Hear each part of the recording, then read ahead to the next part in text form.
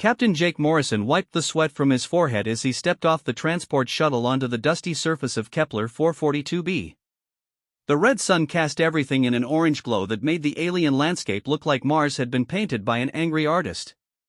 His boots crunched on the crystalline sand as he surveyed the mining operation spread out before him. "Hell of a place to set up shop," muttered his second-in-command, Lieutenant Sarah Chen, as she joined him on the landing pad. "Reminds me of that vacation I took to Arizona. Except Arizona didn't have 3 moons and acid rain." Jake nodded, adjusting his environmental suit's collar. The atmosphere was breathable for humans, but barely. The mining consortium had sent them here to investigate reports of unusual seismic activity that was threatening the titanium extraction operations. What they hadn't mentioned in the briefing was that this planet was also home to one of the most feared alien species in known space, the Vorthak. The Vorthak were apex predators that had evolved from something resembling a cross between a tiger and a dragon. They stood nearly 8 feet tall, had razor-sharp claws that could slice through steel, and possessed an intelligence that rivaled humans. Most terrifying of all, they were ruled by queens who could live for over 1,000 years and commanded absolute loyalty from their subjects. "Sir," came a voice through his comm unit. It was Corporal Rodriguez from the mining station's security team. "You need to see this. We found something in the lower tunnels." Jake and Sarah exchanged glances. "On our way," Jake replied. They made their way through the sprawling mining complex, past massive drilling equipment and processing facilities that hummed with constant activity. The workers they passed looked nervous, their eyes darting to the horizon as if expecting attack at any moment. The entrance to the lower tunnels was guarded by 2 heavily armed Marines. They saluted as Jake approached. "What's the situation?" Jake asked. "We found tracks, sir," Rodriguez explained, leading them into the tunnel system. "Vorthak tracks. Big ones. But here's the weird part, they just stop." The tunnels were carved directly into the planet's bedrock, reinforced with steel supports and lit by harsh LED strips. Their footsteps echoed as they descended deeper underground. The air grew cooler and more humid the further they went. "How deep does this go?" Sarah asked. "About half a mile down to the main extraction point," Rodriguez replied. "But the tracks we found are only about a quarter mile in." They walked in silence for several minutes before Rodriguez stopped and pointed to the ground. "There." Jake knelt down and examined the marks in the tunnel floor. They were definitely Vorthak tracks, large, clawed prints that had actually carved grooves in the solid rock. But Rodriguez was right. They just suddenly ended, as if whatever had made them had simply vanished into thin air. Could they have climbed the walls? Sarah suggested, shining her flashlight upward. "No scratches on the ceiling or walls," Rodriguez said. "Trust me, we checked everything." Jake stood up, frowning. "How fresh are these tracks?" "According to the mining crew, they weren't here yesterday. Someone made them sometime in the last 24 hours. A chill ran down Jake's spine despite the warm air in the tunnel. The Vorthak were known for their stealth and cunning, but they couldn't just disappear. Unless... "Sir," came another voice through the comb. This time it was Dr. Elizabeth Warren, the xenobiologist assigned to their mission. "I need you back at the main lab immediately. We've detected some unusual energy readings." "What kind of readings?" Jake asked as they began making their way back to the surface. "The kind that suggest we're dealing with technology far more advanced than anything in our databases." 20 minutes later, Jake found himself staring at a holographic display that showed the underground tunnel system in 3 dimensions. Red dots marked various locations throughout the network. "These are the energy signatures we detected," Dr. Warren explained. She was a thin woman with graying hair who had spent most of her career studying alien biology. "They're concentrated in 3 specific areas, all of them near where the Vorthak tracks were found." "What do you think it means?" Sarah asked. "I think, Dr. Warren said slowly, that we're dealing with some form of cloaking technology. The Vorthak have never demonstrated this capability before, but that doesn't mean they don't possess it." Jake studied the display. Or someone else does. The implications were troubling. If there was another alien species on this planet, one with advanced stealth technology, the mining operation could be in serious danger. The Vorthok were dangerous enough on their own, but at least humans understood how they operated. I want continuous monitoring of these energy signatures, Jake ordered. And double the security patrols. If something is down there, I want to know about it. Over the next 3 days, the energy readings continued to appear sporadically throughout the tunnel system. Sometimes they would last for hours, other times just minutes. The pattern seemed random, but Jake was beginning to suspect there was an intelligence behind it. On the 4th night, everything changed. Jake was reviewing security reports in his temporary office when the alarms began blaring. He rushed to the command center, where he found chaos. "Report," he shouted over the noise.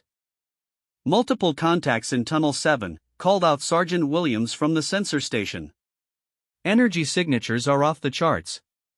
"How many?" Sarah asked as she arrived, still pulling on her combat gear. "Hard to tell. The readings are strange." Jake looked at the main display. Tunnel 7 was one of the deepest excavated areas, nearly at the bottom of the mining operation. The energy readings were indeed massive, far larger than anything they had detected before. "Could be a malfunction," Dr. Warren suggested, but her voice lacked conviction. "Sir," Rodriguez's voice crackled through the calm from Tunnel 7. "You need to get down here now. We found something." The journey to Tunnel 7 seemed to take forever. Jake's mind raced with possibilities as they descended deeper into the planet's crust. The mining equipment grew larger and more sophisticated the further down they went, designed to extract the valuable titanium deposits that made this operation profitable. When they finally reached Rodriguez's position, Jake understood why the Marine had sounded so shaken. A section of the tunnel wall had simply opened. Not collapsed, not been blown apart, but opened like a massive door. Beyond the opening lay a corridor that was clearly not of human construction. The walls were smooth and curved, made of some dark material that seemed to absorb light. Strange symbols were carved along the surface, glowing with a faint blue light. "How long has this been open?" Jake asked. "About 10 minutes," Rodriguez replied. "Just opened up right in front of us." Dr. Warren was already scanning the opening with her instruments. "The architecture is completely unknown," she said excitedly. "This could be the discovery of the century. Or it could be a trap," Sarah added grimly. Jake had to agree. Nothing about this situation felt right. The timing was too convenient, the discovery too dramatic. But they couldn't simply ignore it either. "Rodriguez, take 2 Marines and establish a perimeter here," Jake ordered. "Dr. Warren, I want full scans of everything." "Sarah, you're with me. We're going to take a look inside."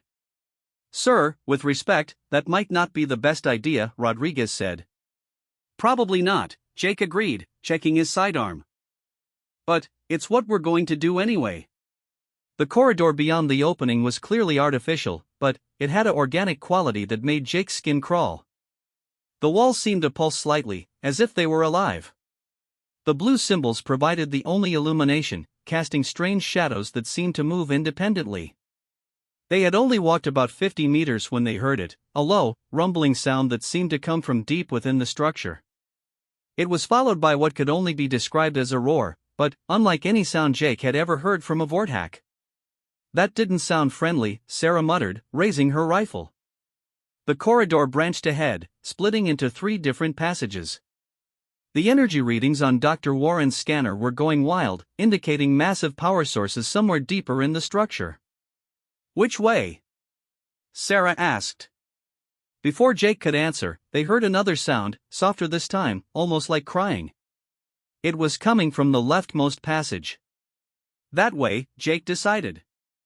The passage sloped downward and grew wider as they progressed. The organic quality of the walls became more pronounced, and Jake began to notice what looked like nerve endings running beneath the surface. The entire structure seemed to be some form of living architecture. After several minutes of walking, the passage opened into a vast chamber. Jake's breath caught in his throat as he took in the sight before them. The chamber was enormous, easily 100 meters across and 50 meters high. The walls were covered in the same glowing symbols they had seen in the corridor, but here they formed complex patterns that seemed to tell a story. But it wasn't the architecture that held Jake's attention. In the center of the chamber, surrounded by what appeared to be some form of energy field, lay a vortex unlike any Jake had ever seen. She was massive, easily twice the size of a normal vortex warrior. Her scales were a deep purple color that seemed to shift and shimmer in the blue light. She wore ornate armor that was clearly ceremonial, decorated with precious metals and gems that caught and reflected the chamber's glow. But what was most striking was her age. This was clearly an ancient being. Her movements were slow and deliberate, and there was a weight of centuries in her golden eyes. "My God," Dr. Warren whispered. "I think that's a vortex Queen Mother." Jake had heard of Queen Mothers in intelligence briefings, but they were considered more legend than fact. According to vortex mythology, Queen Mothers were the original rulers of their species, beings of immense power and wisdom who had guided their people for millennia. As they watched, the Queen Mother turned her great head toward them. Jake tensed, expecting an attack, but instead she simply looked at them with what could only be described as curiosity. Then, she spoke. The words came not as sound, but as thoughts directly into their minds. The language was complex and musical, but somehow Jake understood every word. "Strange little ones," the voice said. "You walk in the deep places where few dare tread. Why do you disturb the resting place of Zephyra, last of the ancient mothers?" Jake found his voice with some difficulty. "We didn't know this place existed. We're miners. We were investigating seismic disturbances." The great head tilted slightly. "Miners. Yes, we know of your kind. You tear at the bones of worlds, seeking the metals that power your crude vessels." There was no anger in the mental voice, only a kind of weary resignation. "You're hurt," Dr. Warren said suddenly, stepping forward despite Sarah's restraining hand on her arm. Jake looked more closely and realized the doctor was right. The Queen Mother's left side bore what appeared to be a grievous wound, a great tear in her scales that oozed a dark fluid. "I am dying," Zephyra acknowledged. "The wound festers, and my strength fades. Soon, the last of the ancient mothers will join her sisters in the endless sleep." "What happened to you?" Jake asked. The Queen Mother's eyes grew distant. "I sought my daughter, Kithara, Queen of the Northern Territories. She has become lost to the rage that consumes our young. I had hoped to bring her back to the ancient ways, to the wisdom of our people. Instead, I found only fury and madness." Jake felt a chill run down his spine. Queen Kithara was well known to human intelligence services. She was considered one of the most dangerous vortex leaders, responsible for attacks on 3 human colonies and the destruction of an entire mining fleet. If this ancient being was her mother, she did this to you? Sarah asked, her voice barely a whisper. She has forgotten the old ways, Zephyra said sadly. To her, all who are not vortex are enemies to be destroyed. She could not understand why I would show mercy to any other species. The great head turned back to Jake. Your people fascinate me, little one.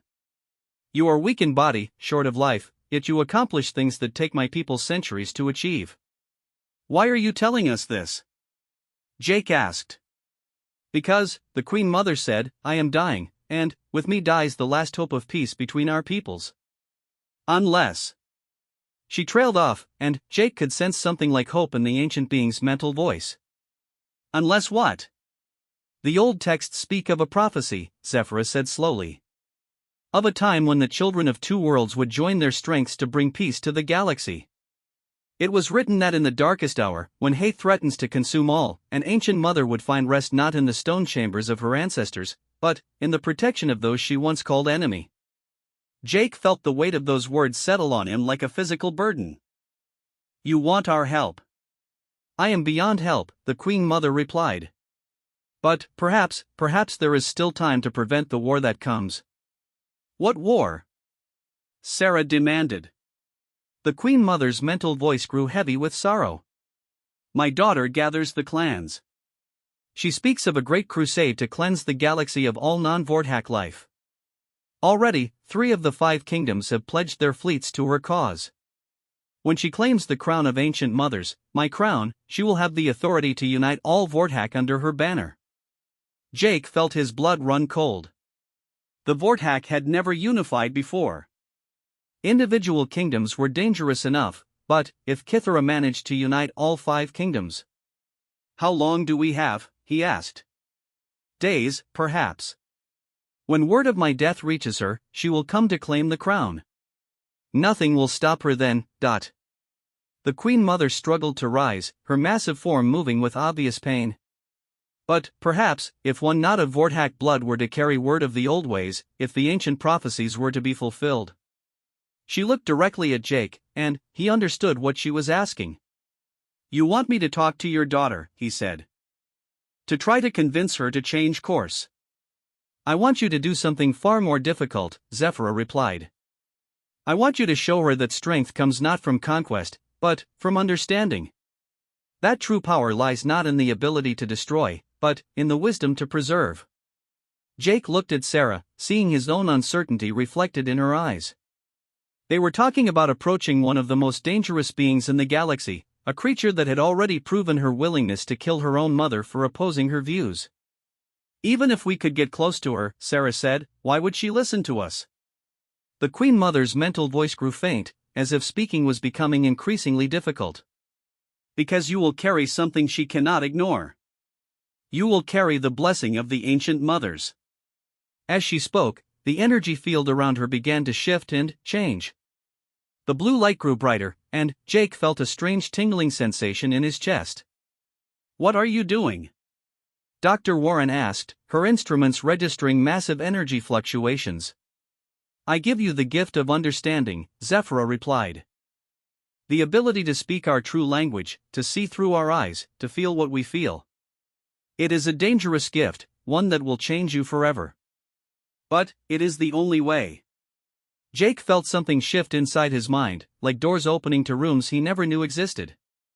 Suddenly, he could sense the emotions of everyone around him, Sarah's concern, Dr. Warren's fascination, even Rodriguez's confusion from back at the tunnel entrance.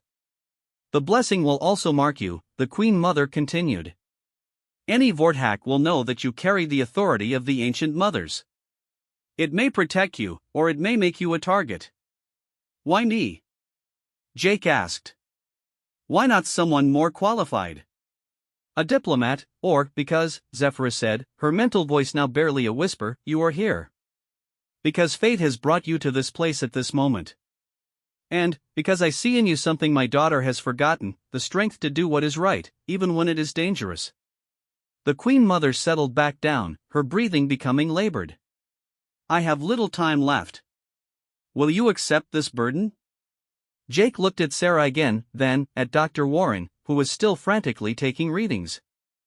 He thought about the implications, not just for him personally, but for all of humanity.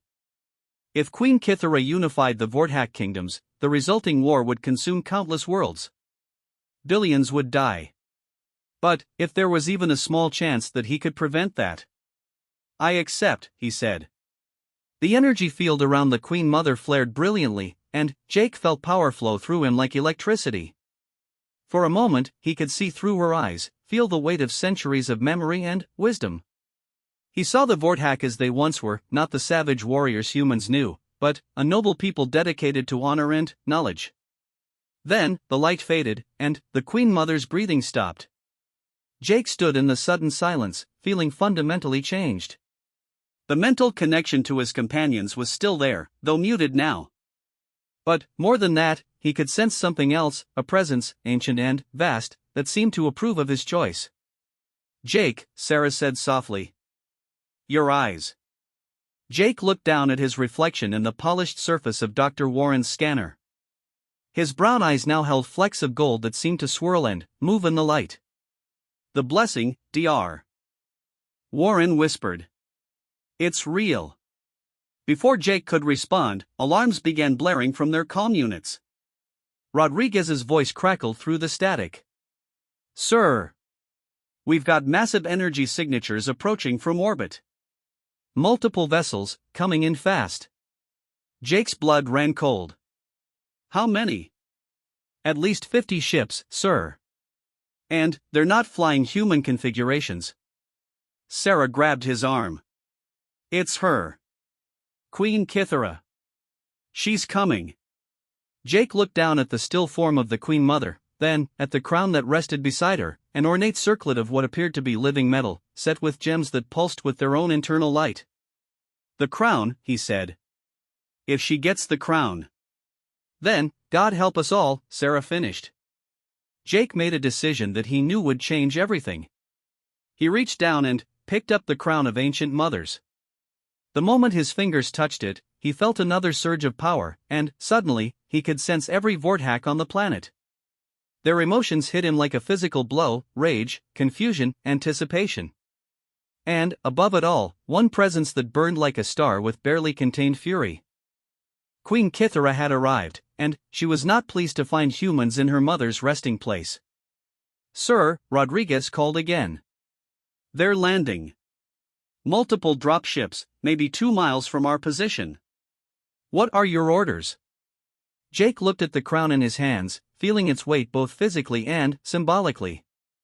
The Queen Mother had given him a chance to prevent a war, but first he had to survive the next few hours. Fall back to the main facility, he ordered. Evacuate all non-essential personnel. And, Rodriguez? Yes, sir? Tell the transport crews to prep for immediate departure. We're about to have some very angry houseguests. As they made their way back through the ancient corridors, Jake couldn't help but wonder if he had just saved the galaxy or doomed it. The crown pulsed with warmth against his chest where he had hidden it beneath his suit. Behind them, the chamber where the Queen Mother lay began to fill with a different kind of light, harsh and red, like the fires of war itself. Queen Kithara was coming to claim what she believed was rightfully hers. But Jake Morrison, a simple human captain carrying the blessing of an ancient alien matriarch, was about to stand in her way. The real question was whether either of them would survive the encounter. The mining facility erupted into controlled chaos as emergency protocols kicked into gear. Jake watched through the command center's reinforced windows as transport ships lifted off in sequence, carrying civilian personnel to safety. The skeleton crew that remained consisted of Marines, essential technicians, and a few volunteers who had refused evacuation orders. 43 ships confirmed landed, Lieutenant Chan reported from the sensor station. Infantry deployment in progress. Estimated force size, 800 to 1,000 Vorthack warriors. Jake felt the crown's weight beneath his environmental suit like a burning coal against his chest. Through the strange connection the Queen Mother's blessing had given him, he could sense the approaching army's emotional state. They radiated discipline and barely contained aggression, but underneath it all was something else: uncertainty.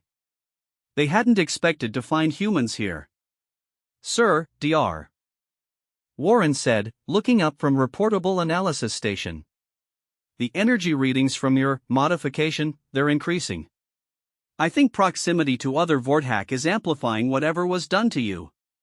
Before Jake could respond, his comm unit crackled to life with an unfamiliar voice speaking heavily accented English. Human Commander. I am War Leader Thaxon of Queen Kithara's personal guard. You will surrender immediately and turn over any artifacts you have stolen from the sacred chamber. Jake exchanged glances with Sarah. They know we were down there. The question is how much they know, she replied grimly. Jake activated his comm unit. This is Captain Morrison of the Terran Mining Consortium. We are conducting legal operations under Galactic Commerce Authority permits. You are in violation of sovereign space. A harsh laugh came through the speaker. Your permits mean nothing here, human. This world belongs to the Vorthack by ancient right. You have 1 hour to comply with my demands. And, if we refuse? Then, you will learn why the galaxy fears the children of Vorthack Prime. The comm went silent. Jake turned to address his remaining crew. All right, people. We all know what we're up against. Standard procedure says we should hand over whatever they want and evacuate. But this isn't a standard situation. He looked around the room, meeting each person's eyes in turn. What we found down there, what happened to me, it might be the key to preventing a war that would consume half the galaxy. But I won't ask any of you to die for a maybe. Anyone who wants to leave on the last transport has 5 minutes to get to the landing pad. Nobody moved. Sir, Corporal Martinez spoke up from his position at the defensive systems console. With respect, what exactly are we dealing with here? The scuttlebutt says you found some kind of alien technology, but the details are pretty sketchy. Jake took a deep breath. This was the moment of truth. We found the body of an ancient Vortak queen. Before she died, she transferred something to me, some kind of blessing or mark that's supposed to give me authority among their people. She also gave me this. He pulled the crown of ancient mothers from beneath his suit. The gems in the circlet immediately began glowing brighter, casting rainbow patterns across the command center's walls. Every person in the room took an involuntary step backward as they felt the raw power emanating from the artifact. Holy hell, whispered Sergeant Williams. That's what Queen Kithara is here to collect, Jake finished. According to the Queen Mother, if Kithara gets this crown, she'll have the authority to unite all the Vortak kingdoms under her rule. And her first act will be to declare war on every other species in the galaxy. Dr. Warren leaned closer to examine the crown. The energy output is incredible. Whatever this thing is, it's not just ceremonial. There's some kind of active technology integrated into the structure. Can we destroy it? Sarah asked. Maybe, Dr. Warren replied. But we don't know what the consequences might be. This could be a key component of their entire civilization's power structure. Jake looked down at the crown, feeling the weight of impossible decisions. Through his enhanced connection, he could sense the Vortak forces moving closer to the facility. Their emotions had shifted from uncertainty to anticipation. They were preparing for battle. Sir, came Rodriguez's voice through the calm. He had volunteered to remain on perimeter watch. We've got movement. 3 figures approaching under a white flag. One of them, sir, she's huge. Bigger than anything in our intelligence files. Jake felt his heart rate spike. Queen Kithara herself. What's the play, Captain? Sarah asked. Jake considered their options. They could try to fight, but, even with the facility's defensive systems, they were hopelessly outnumbered. They could attempt to escape, but the Vortak ships would easily overtake their remaining transports. Or, I'm going to talk to her, he decided. Sir, that's Sarah began. Insane? Probably. Jake secured the crown back beneath his suit. But, it's what the Queen Mother wanted. She gave me this blessing for a reason. Maybe it's time to find out what it can actually do. 20 minutes later, Jake stood in the facility's main airlock, feeling more nervous than he had since his first combat mission. Sarah and Dr. Warren flanked him, both armed but under strict orders not to fire unless directly threatened. Through the reinforced windows, he could see the approaching delegation.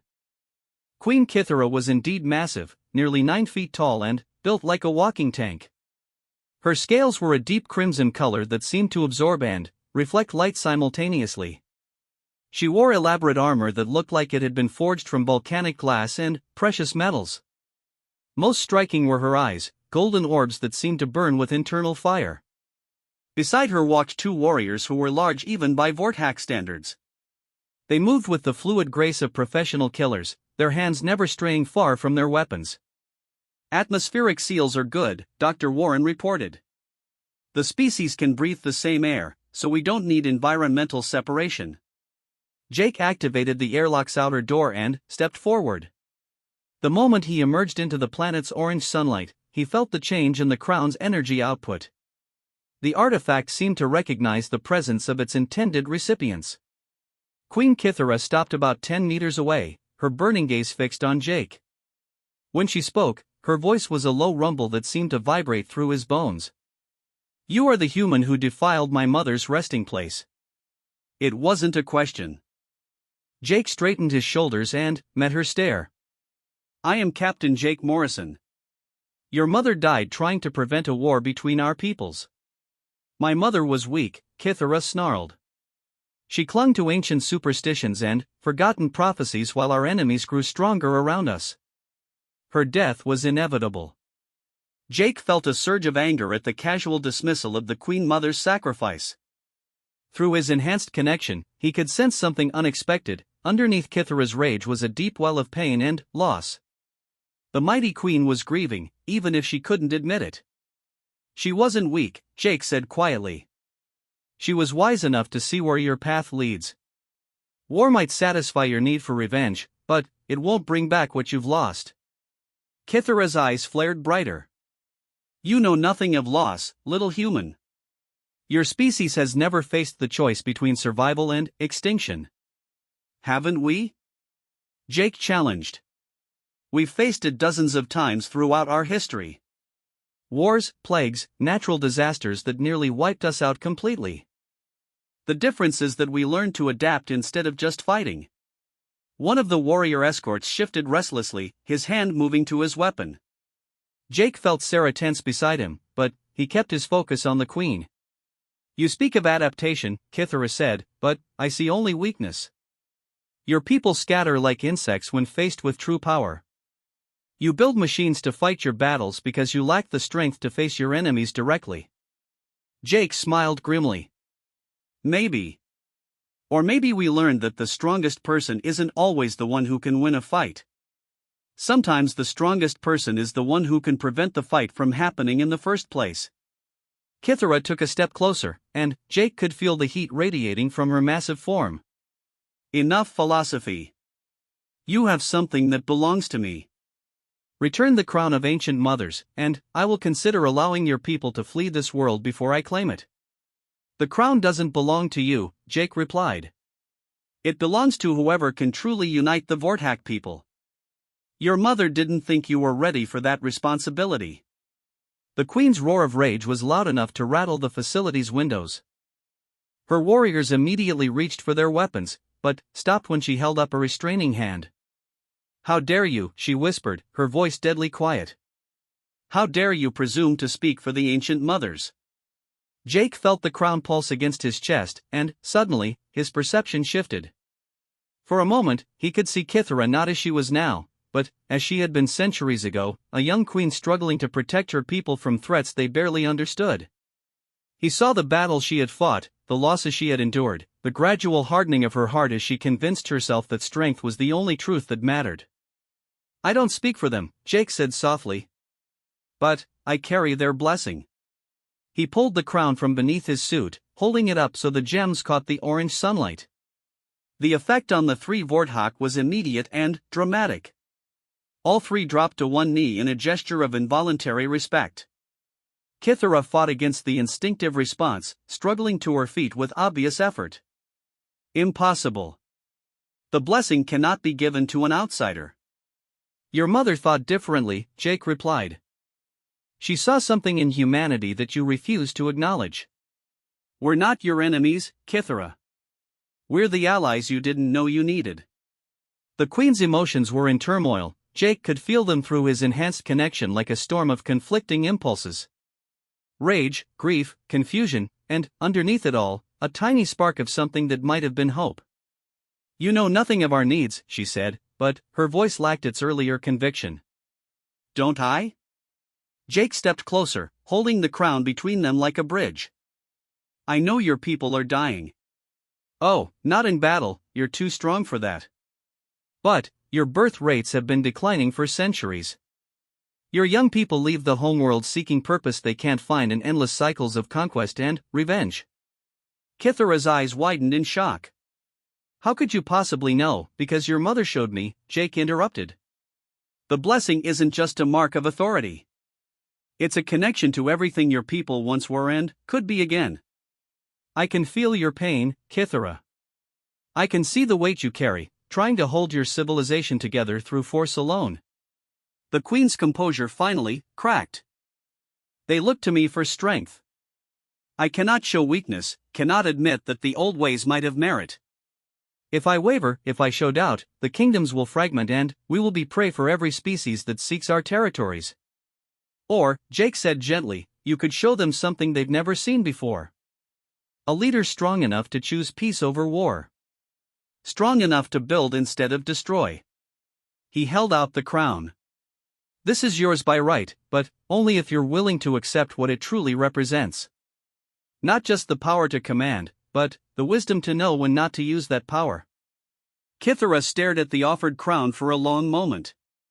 Through his connection, Jake could feel her internal struggle, generations of conditioning warring against the faint hope that there might be another way. Finally, she reached out and touched one of the crown's gems.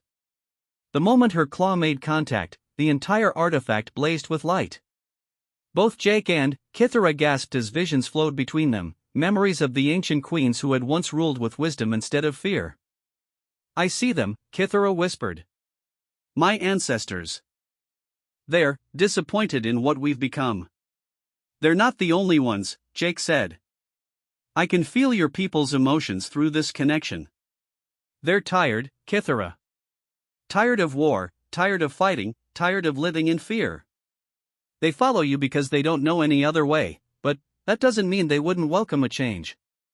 The queen's hand closed around the crown, but she didn't take it from Jake's grasp. Even if what you say is true, how can I trust your species? Humans are different. Alien. How do I know you won't betray us the moment we show weakness? Jake considered the question seriously. You don't. Trust has to start somewhere, and it requires risk from both sides. But maybe we can start small. What do you propose? A test, Jake said. Let me prove that humanity can be trusted. Give us a chance to show you that cooperation is stronger than conquest. Kithara's grip on the crown tightened. What kind of test? Jake took a deep breath, knowing he was about to gamble everything on a single throw of the dice. Your mother mentioned that 3 of the 5 kingdoms have already pledged their fleets to your cause. The other 2 are holding back, waiting to see which way the wind blows. The eastern and western kingdoms, Kithara confirmed. They have always been cautious. Then, let's give them something to be cautious about, Jake said. Instead of declaring war on the galaxy, what if you declared something else? What if you announced that the Vorthak kingdoms were open to new alliances? New partnerships based on mutual benefit instead of conquest? Kithara's laugh was bitter. They would never accept such weakness. Would they? Jake challenged. Or would they see it as strength? The confidence to try a completely new approach? Through his enhanced connection, Jake could feel not just Kithara's emotions, but also those of her warriors. They were listening to every word, and their feelings were more complex than he had expected. There was uncertainty, yes, but also curiosity. The idea of peace wasn't entirely unwelcome to them. You would stake the safety of your entire species on this gamble? Kithara asked. Jake nodded. If it means preventing a war that would destroy billions of lives on both sides, yes. The queen studied him for a long moment, her golden eyes searching his face for any sign of deception. The blessing has changed you, she said finally. I can see it in your eyes, feel it in your presence. You truly believe this is possible. I have to, Jake replied. Because the alternative is unthinkable. Kithara released her grip on the crown and stepped back. For a terrifying moment, Jake thought she was going to reject his proposal entirely. Then, she did something that shocked everyone present, she knelt. By the authority of the ancient mothers, she said formally, I acknowledge you as speaker for the human realm. Your words shall be heard by the assembled kingdoms, and your proposal shall be given due consideration. Jake felt the crown pulse with power as some kind of ceremonial bond was forged between them. Through his enhanced connection, he could sense the ripple of shock spreading through the Vorthak forces surrounding the facility. Their queen had just done something unprecedented, acknowledged a non-Vorthak as having legitimate authority. Rise, Queen Kithara, Jake said, instinctively knowing the proper response. Let this be the first step toward a new understanding between our peoples. As the queen stood, one of her warriors approached and whispered something in her ear. Her expression darkened. "What is it?" Jake asked. "Long-range sensors have detected ships approaching the system," she replied grimly. "Human vessels. A battle fleet by the configuration." Jake felt his heart sink. "They must have detected your ships. Standard protocol would be to assume the worst and respond with force." "Then, your test may come sooner than expected," Kithara said. "If your people attack my fleet, this fragile new alliance will die before it's born." Sarah, who had been monitoring their communications, stepped forward. "Sir, I'm receiving signals from the approaching fleet. Admiral Chen commanding. She's requesting immediate status update and evacuation confirmation." Jake's mind raced. Admiral Chen was his sister's commanding officer, a career military officer known for her aggressive tactics and deep suspicion of alien intentions. If she arrived to find a human facility surrounded by Vortak forces, she would almost certainly attack first and ask questions later. "How long do we have?" he asked. "Maybe 2 hours before they're in weapons range," Sarah replied. Kithara's warriors were growing restless, clearly expecting orders to prepare for battle. The queen herself stood perfectly still, but Jake could feel the tension radiating from her massive frame. "This is the test," he realized aloud. "Not some theoretical future scenario, but right here, right now. Can we prevent a battle between your forces and mine?" "Your Admiral Chen will not listen to reason if she believes her people are in danger," Kithara said. "And my warriors will defend themselves if attacked. Once the shooting starts, there will be no stopping it." Jake looked at the crown still clutched in his hands, feeling the weight of 2 civilizations' future pressing down on him. Through his enhanced connection, he could sense the emotions of everyone around him: hope, fear, determination, and, underlying it all, the terrible fragility of the moment they had created. "Then, we need to do something neither of our peoples has ever tried before," he said. "We need to trust each other completely." Kithara's eyes narrowed. "What do you propose?" Jake held out the crown again, this time offering it without reservation. "Take what's yours by right. Become the queen mother your people need you to be. And, then, help me save both our species from themselves." As Kithara reached for the crown with steady hands, Jake could only hope that the ancient alien queen who had died in the deep tunnels below had been right about the strength that came from understanding. Because in less than 2 hours, that understanding was going to be put to the ultimate test. The crown of ancient mothers settled onto Kithara's head like it had been made for her, which perhaps it had. The gems blazed with new light, and Jake felt their connection deepen and strengthen. Through her eyes, he could see the approaching human fleet as tiny points of light against the stars. Soon, those lights would be close enough to fire.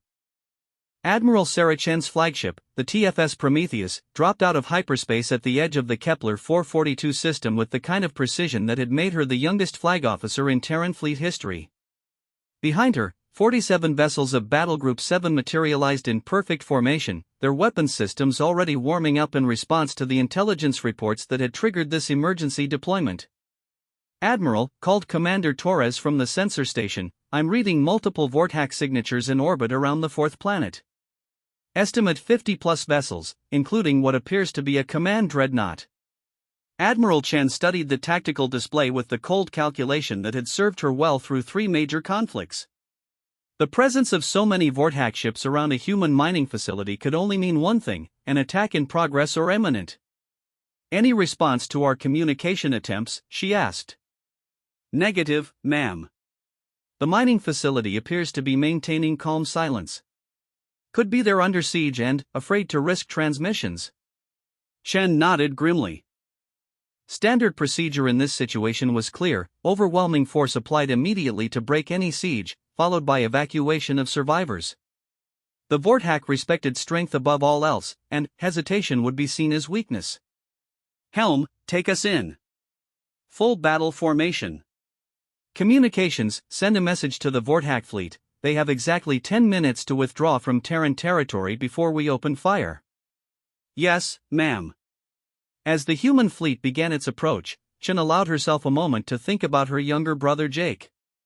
He was down there somewhere, probably scared out of his mind and hoping the cavalry would arrive in time. She'd gotten him assigned to this boring mining operation precisely to keep him out of danger, and now it seemed danger had found him anyway. "Ma'am," Torres called out, "the Vortak fleet they're not moving. No apparent preparations for departure or battle. They're just waiting." Chen frowned. That wasn't typical Vortak behavior. Usually they either ran or fought, sitting still wasn't in their tactical playbook. Any change in the facility's status? Still no communications. But I'm reading some kind of energy emissions from the surface. Very unusual patterns, unlike anything in our databases. Before Chen could respond, her comm officer suddenly sat up straight. "Admiral. Incoming transmission from the surface." It's Captain Morrison, ma'am." Chen felt a surge of relief. On screen, the main display flickered to life, showing Jake's face. But something was wrong. His eyes, normally brown, now held flecks of gold that seemed to move in the light. More disturbing was his expression, calm, confident, almost serene despite the massive alien fleet surrounding him. "Admiral Chen," Jake said with a slight nod. "I'm glad you made it safely, but I need you to hold your current position and do not, repeat, do not, take any aggressive action against the Vortak vessels." Chen stared at her brother in shock. "Captain, what's your status? Are you under duress?" "Negative. I'm speaking freely and of my own will." "Admiral, I know how this looks, but the situation here is not what it appears to be. We have a unique opportunity to prevent a galactic war, but only if both sides can step back from the brink. Jake, there are 50 alien warships surrounding your position. If you're not under duress, then explain to me why I shouldn't blast them back to whatever rock they crawled out from under." Through the connection, Jake could feel Kithara's amusement at the Admiral's blunt assessment. The newly crowned Queen Mother stood just out of view of the camera, but her presence filled the room like a living force. "Because," Jake said carefully, "Queen Kithara has just been formally crowned as the new Queen Mother of all Vortak kingdoms. In approximately 6 hours, representatives from all 5 kingdoms will arrive for the coronation ceremony. What happens here today will determine whether that ceremony celebrates the beginning of a new era of peace or the declaration of total war against humanity." Chen felt like she'd been punched in the stomach. A unified Vortak kingdom was the stuff of nightmares for Terran military planners. "Jake, get out of there. Now." "That's an order." "I'm afraid I can't do that, Admiral. I've been designated as official speaker for the human realm. Queen Kithara has agreed to hear humanity's proposal for a new kind of relationship between our species." "Speaker for the..." Chen trailed off, staring at her brother like he'd gone insane. "Jake, what the hell happened down there?" Jake's expression softened slightly. "Something incredible, Sarah. And something terrifying. But right now, I need you to trust me. Can you do that?" Admiral Chen looked around her bridge, noting the confused and concerned expressions of her crew. Everything about this situation violated protocol and common sense. Her brother was apparently negotiating with one of the most dangerous beings in the galaxy, claiming some kind of diplomatic authority he couldn't possibly possess. But she had also known Jake their entire lives. He wasn't reckless or stupid. If he said there was a chance for peace. "What do you need?" she asked finally. Jake's relief was visible. "Time. And a leap of faith that's going to be harder than anything either of our species has ever attempted." Before Chin could respond, the image shifted as Jake moved the camera to include a wider view of the room. What she saw made her blood run cold. Queen Kithara dominated the frame, her massive form clad in ornate armor that seemed to absorb and reflect light simultaneously. On her head sat a crown that blazed with internal fire, making her golden eyes seem to burn like stars. She was easily the most terrifying thing Chen had ever seen. "Admiral Chen," the alien queen said, her voice a rumble that seemed to vibrate through the ship's speakers. "Your brother has proposed something that my people consider impossible, a partnership between our species based on mutual benefit rather than